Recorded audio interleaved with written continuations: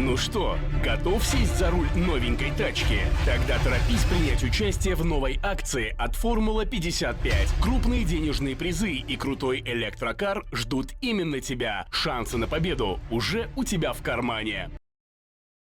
12 май дар варзишгоҳи марказии ноҳияи зебоманзари Данғара мусобиқаи анъанавӣ оид ба гӯштингирӣ баргузор гардид, ки дар он наздики 100 паҳлавони беҳтарини кишварҳои Тоҷикистон, Узбекистон, Эрон, Русия ва Қирғизистон ширкат намуданд.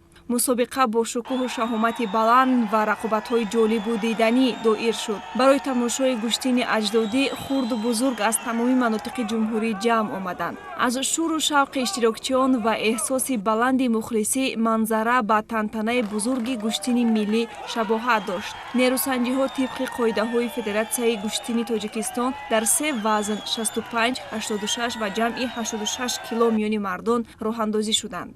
дар вазни 65 кило аксари мақомҳои ифтихорӣ насиби паҳлавонони тоҷик гардид. дар финал Суҳроб Боқиев ва Хайрандеш Муродзода ба ҳам омада гӯштини зебоеро ба намоиш гузоштанд. пас аз талошҳои зиёд дар ин рақобат Суҳроб Боқиев пирӯз гардида соҳиби медали тилло гардид. дар баробари медали тилло Суҳроб бо $5000 америкоӣ сарфароз гардонида шуд. Хайрандеш Муродзода бо $3000 ва ғолибони ҷойҳои сеюм Артём Штурбабин аз Узбекистон, Сорбон Латипов аз Тоҷикистон бо $1500 қадрдонӣ гардиданд.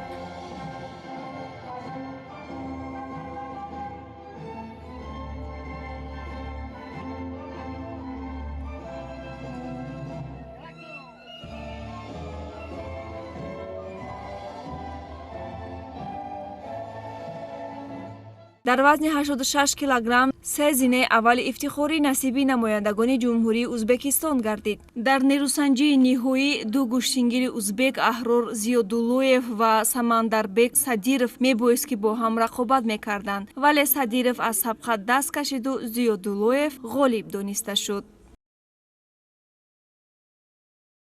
медалҳои биринҷиро дар ин вазн Умар Бозоров аз Узбекистон ва Муҳаммадҷон Лоиқов аз Тоҷикистон ба гардан овехтанд.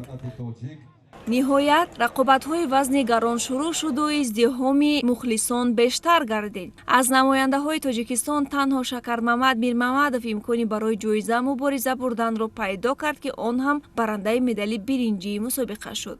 Бекмурод Олтибоев аз Узбекистон дар нерӯсанҷии мушкили ниҳоӣ муқобили ҳамватани худ Муҳсин Хисомиддинов баромад кард. агар аз оғози мусобиқа 5 соат гузашта бошад ҳам, вале ҳамагон мунтазири ин сабқат буданду мисле ки бемиҷа задан онро тамошо мекарданд. ҷараёни нерӯсанҷӣ маҷрои тезутун касб мекард ва билохира он ба фоидаи Олтибоев анҷом ёфт. як медали биринҷии дигарро дар ин вазн Антон Брачов аз Русия моли худ намуд. лозим ба ёдоварист, ки моҳи сентябри соли равон дар Тоҷикистон чемпионати ҷаҳон оид ба гӯштингирӣ доир мешавад, ки мусобиқаи мазкур марҳилаи хуби интихоби ҳайати мунтахаби Тоҷикистон барои қаҳрамонии ҷаҳон гашт. ғолиби панҷкаратаи қаҳрамонии ҷаҳон дар кураш сазовори медали нуқра ва $3000 амрикоӣ ва дар ин вазн барандаи мақоми аввал Бекмурод Олтибоев.